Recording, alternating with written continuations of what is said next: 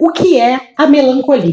Você saberia dizer? Bom, muita gente já tentou descrever a melancolia, né? Desde Charles Baudelaire falando do spleen de Paris, que era sentimento de nostalgia, né? De uma espécie de passado perdido que a gente não encontra. E também outros pensadores tentaram, como Freud, né? Que fez uma grande diferenciação no seu texto Luto e Melancolia entre o que seria o luto e a melancolia. Para ele, o luto é um sentimento de perda com objetos. Por exemplo, alguém morreu da sua família e aí, a partir desse sentimento de perda, você vai passar por um processo de luto. Para o Freud, a melancolia é uma outra coisa. É quando você tem um sentimento de perda, mas sem o objeto, ou seja, você perdeu alguma coisa que você não sabe o que é e você está à procura de algo que você também não sabe o que é. Eu fiz essa introdução para falar do incrível livro de poemas Melancolicamente, da autora Renata de Alcântara Stuani. A Renata de Alcântara é uma jornalista que já escreveu para Veja, já viajou por diversos países, trabalhando, escrevendo, né? E lançou esse livro aqui pela Luva Editorial, que é uma coletânea de uns 130 poemas dela, né? É muito incrível porque ela resolveu chamar o livro de Melancolicamente. E aí tem uma sacada que ela faz que eu acho que é muito bonita e é muito bacana da gente perceber. Ao invés de dizer que os poemas dela são melancólicos, ao invés de dizer que os poemas dela partem de sentimentos de melancolia, ao contrário, ela utilizou um advérbio para traduzir o que é a melancolia no que ela escreve. Então, ela não escreve sobre melancolia, mas ela escreve melancolicamente. Então, não importa se ela esteja falando de histórias da infância dela, ou se ela está falando de histórias do presente, ou das dificuldades, né, que as mulheres acabam tendo que vivenciar durante a sua vida e as necessidades de transformação também, né? Tudo isso vai ter um pano de fundo, como se fosse um baixo na música, sabe? Uma estrutura que ultrapassa tudo lá de trás, que é o sentimento de melancolia ou a forma, o modo melancolicamente.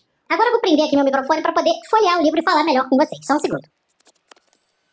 Bom, e o Melancolicamente, ele é dividido em algumas partes e que a gente consegue perceber muito bem o traçado que a autora vai fazendo ao longo do livro, né? Na primeira parte, ela chama de meninices, em que ela vai falar das histórias mais infantis ou da formação de uma jovem que está ali enquanto mulher existindo, né? Mas o mais bacana é que no primeiro poema do livro, ela já se desfaz, ela já meio que desfaz um pouco essa ideia de um lugar idílico, nostálgico, né? Pra gente lembrar do Melancolicamente como eu tratei lá atrás. Olha só, o primeiro poema se chama Menina Não Realizada. Ela diz: que fizeste com a menina que eras tu, aquela da alegria rosa, das asas miraculosas? Mataste? Confessa. Foi, não foi? Seu corpo jaz na escrivaninha, com as certidões e os boletos debaixo das espessas lamúrias e de encontros azarados. Menina dolorida e desmembrada, peço imensíssimas desculpas por não te ter realizado. Bom, então a gente vê, né, que ela tá tratando dessa meninice dela, mas já da perspectiva de uma mulher, que tá lá muito depois, olhando a meninice dela, que ela não realizou. E aí ela vai seguir com o livro na segunda parte, chamada Feminina, em que ela já vai tratar das questões mais femininas, né, uma mulher e do que ela precisa passar durante a sua vida adulta. E tem uma outra parte, em que ela chama, a parte 3, né, que ela chama de sessão, que é a sessão masculino, em que ela vai pensar através de uma emulação de um eu masculino, de coisas e de questões a partir de uma perspectiva, né? Porque é muito interessante a gente perceber uma ponte entre o que é feminino e o que é masculino como estereótipo, né? Como índice. E aí eu acho que ela dá uma volta do feminino para o masculino para tentar olhar do outro lado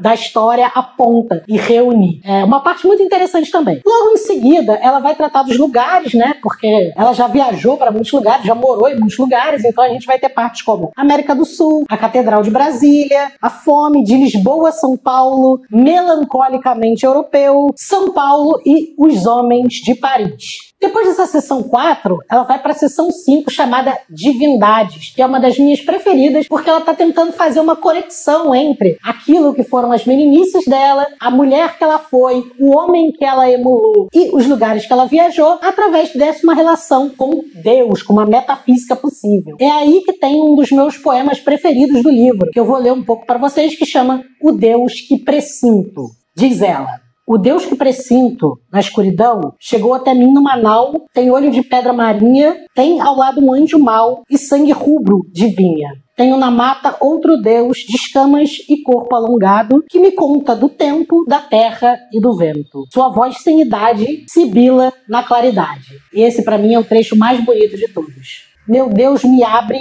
como uma canastra. Eu estou dentro, eu estou fora. O seu amor por mim é uma tarefa inventada, e a toda intempérie dele me desfaço, às tantas renasço, novamente infiel, e aos poucos, por ele, fico enamorada.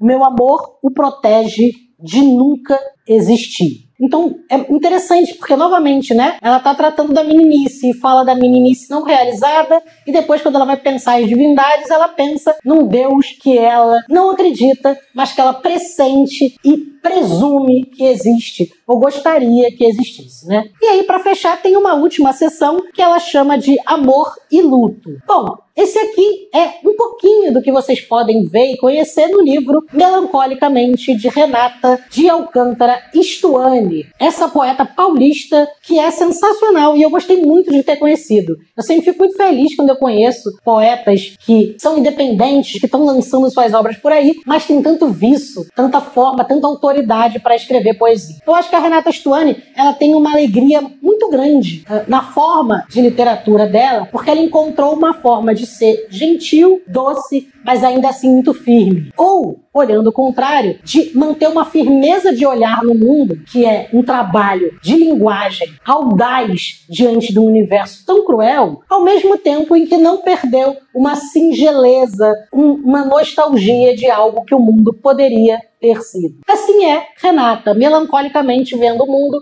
melancolicamente tentando traduzir sentimentos em poesia. Melancolicamente, conheça também Luva Editorial.